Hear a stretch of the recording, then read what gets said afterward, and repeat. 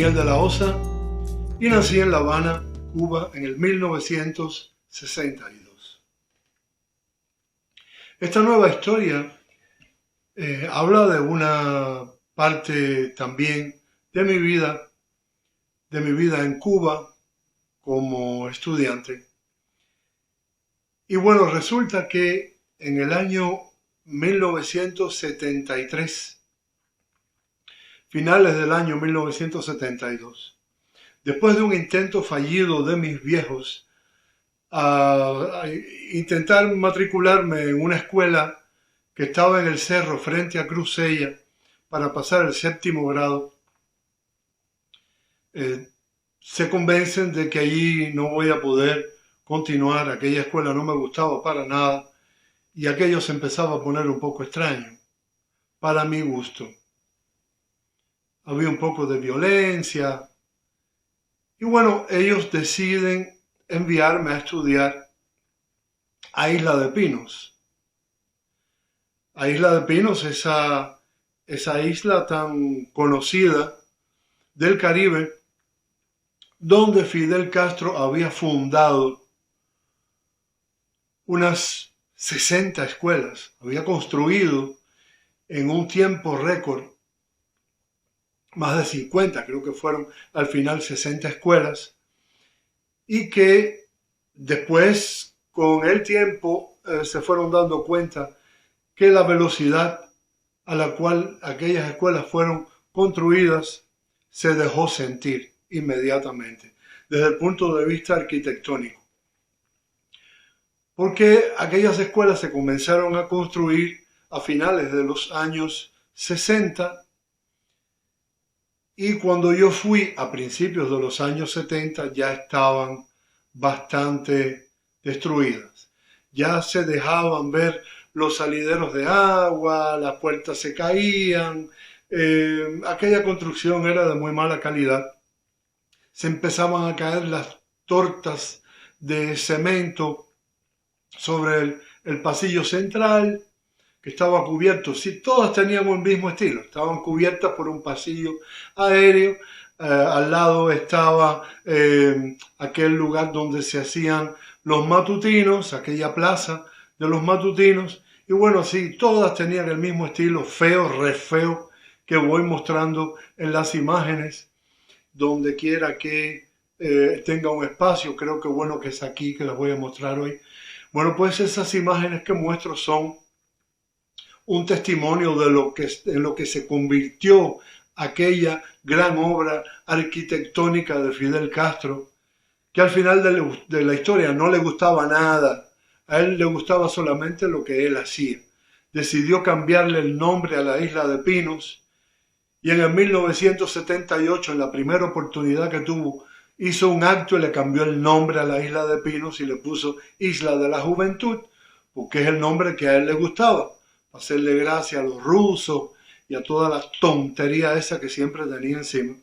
Bueno, pues me envían a la Isla de Pinos y cuando llego allí, a mí me gustaba la idea. Confieso que la idea de ir a estudiar a la Isla de Pinos, como estaba de moda, pues me gustaba, pero cuando llego allí me encuentro que en aquellas escuelas, en todas, porque estuve en unas cuantas, me iban cambiando de escuela mientras iban desapareciendo los profesores.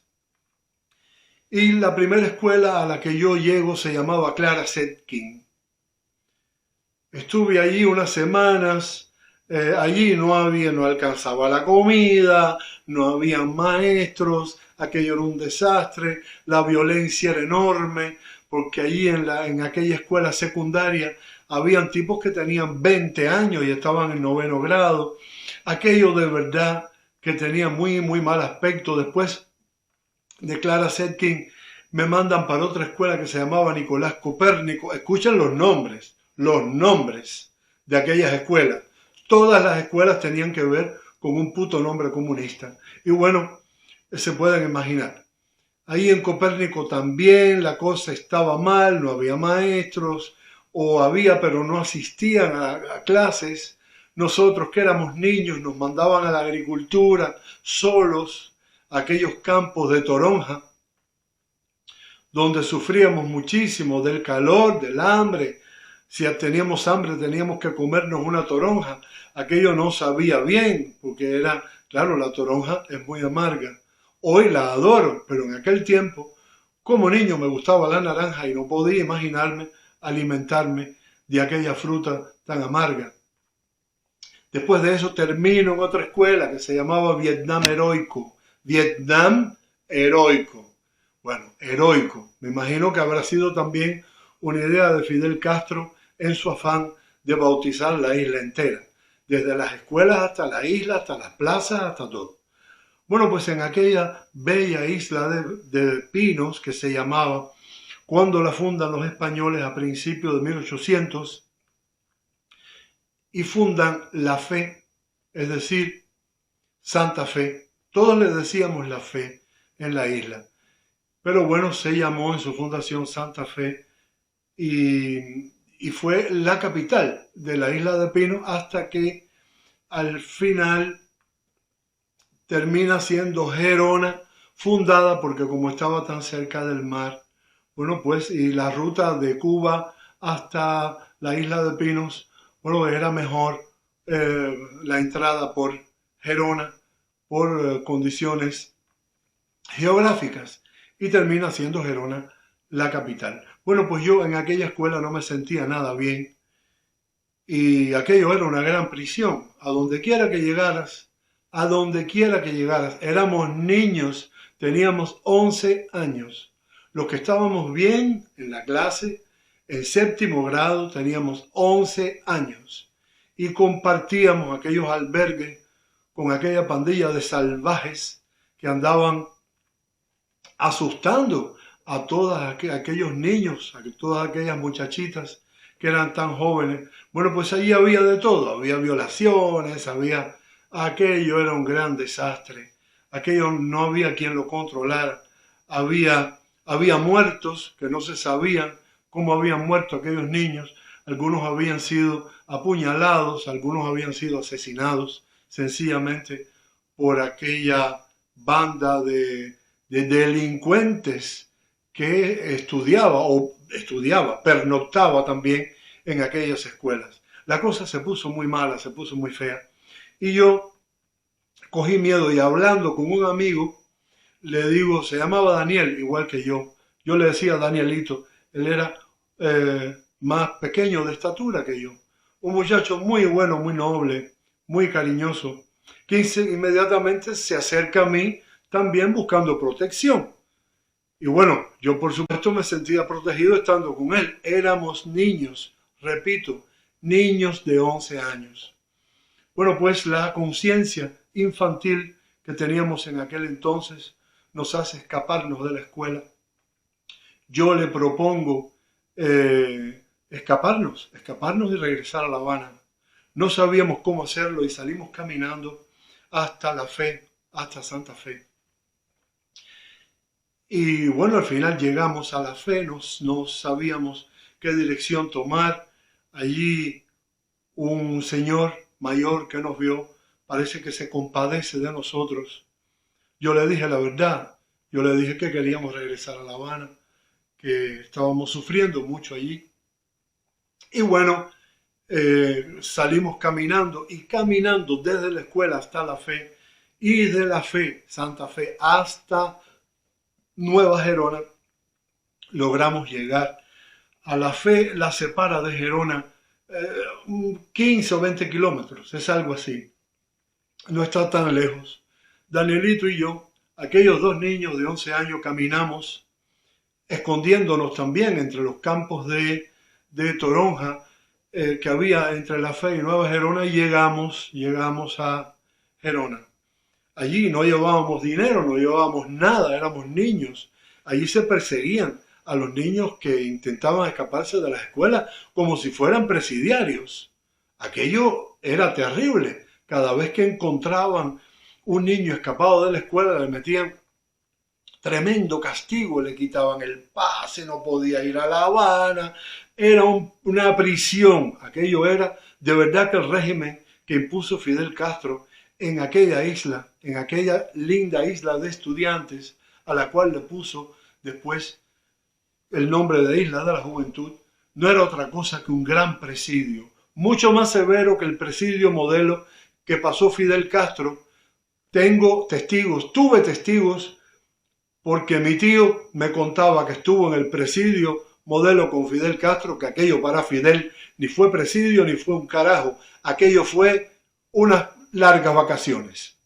Bueno, pues llegamos a Gerona y yo mirando los barcos, en aquel entonces había dos barcos de carga que se llamaban, si mal no recuerdo, el Jibacoa y el Palma Soriano.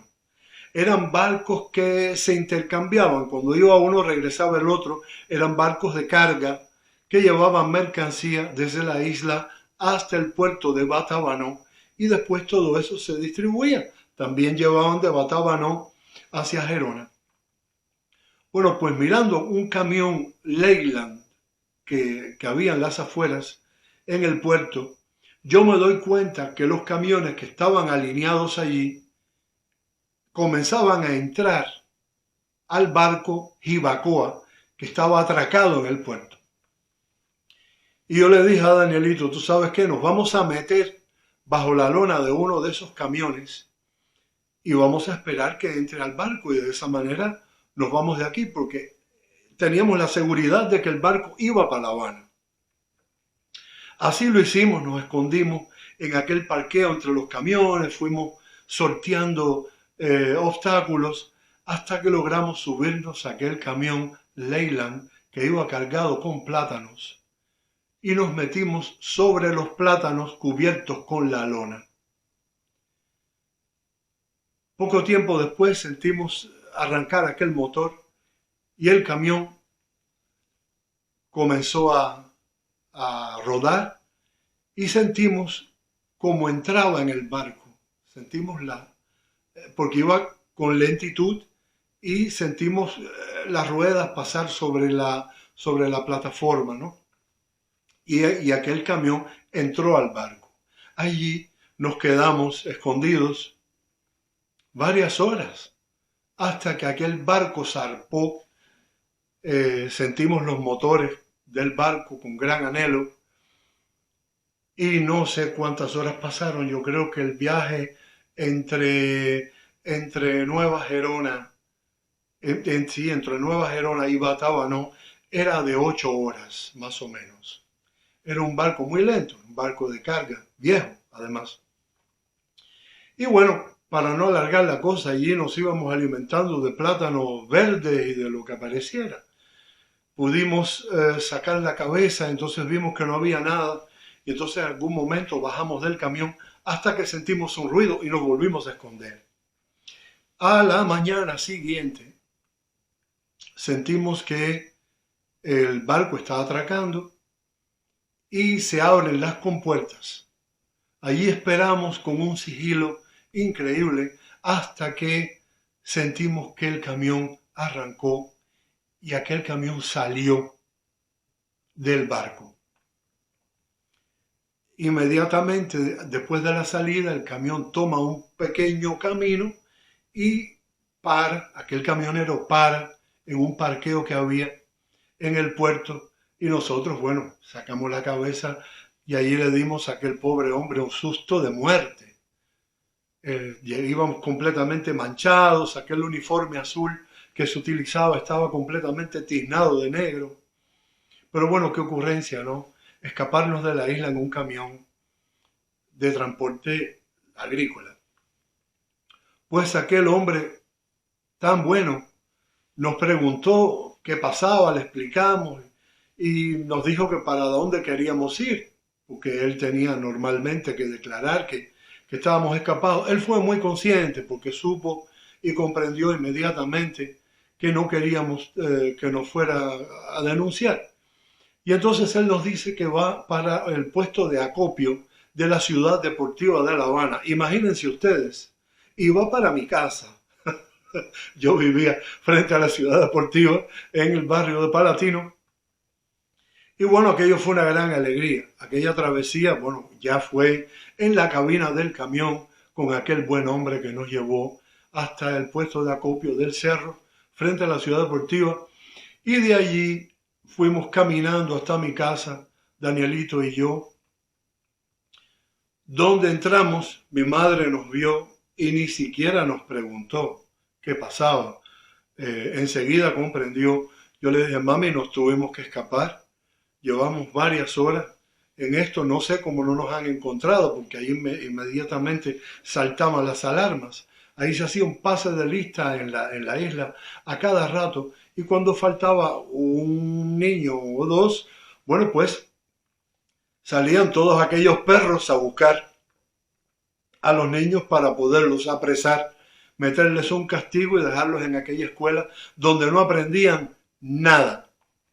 Quiere decir que con esta historia les quiero contar que desde los inicios ese plan de Fidel Castro y del comunismo cubano de cambiarle el nombre a la isla de Pinos y ponerle Isla de la Juventud, construir 60 escuelas horribles ahí adentro que no duraron nada porque eran una catástrofe arquitectónica, aquel plan fue nada más que destruir de nuevo el sueño de niños como nosotros, que éramos niños inocentes, y nos mandaron a aquella prisión increíble, aquella prisión injusta que no merecía ningún cubanito de nuestra edad. Cuídense bien, los quiero mucho. La próxima vez vendré con una historia un poquito más movida, un poquito más feliz. Esta historia es un poco triste, pero forma parte de mi vida. La quería contar porque muy poca gente la conoce. Cuídense bien, no hablen mal de nadie y ¿qué pasará mañana? Mañana no renunciaré a la luz que entra por mi ventana. La caricia de tu mano